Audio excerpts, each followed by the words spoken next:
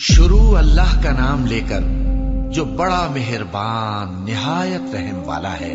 اے نبی صلی اللہ علیہ وآلہ وسلم، اپنے پروردگار کا نام لے کر پڑھو جس نے تمام کائنات کو پیدا کیا، جس نے انسان کو خون کی پھٹکی سے بنایا۔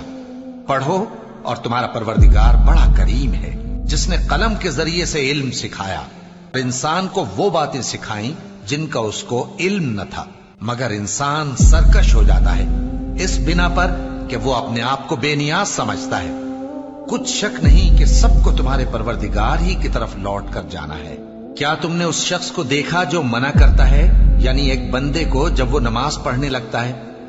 بھلا دیکھو تو اگر یہ راہ راست پر ہو یا پرہیزگاری کا حکم کرے تو منع کرنا کیسا؟ تو اس کا انجام کیا ہوگا؟ ذرا دیکھو تو اگر اس نے دین حق کو جھٹلایا اور اس سے منہ موڑا، کیا اس کو معلوم نہیں کہ اللہ دیکھ رہا ہے؟ دیکھو اگر وہ باز نہ آئے گا تو ہم اس کی پیشانی کے بال پکڑ کر گھسیٹیں گے، یعنی اس جھوٹے خطا کار کی پیشانی کے بال، تو وہ اپنے یاران مجلس کو بلا لے، ہم بھی دوزخ کے فرشتوں کو بلائیں گے۔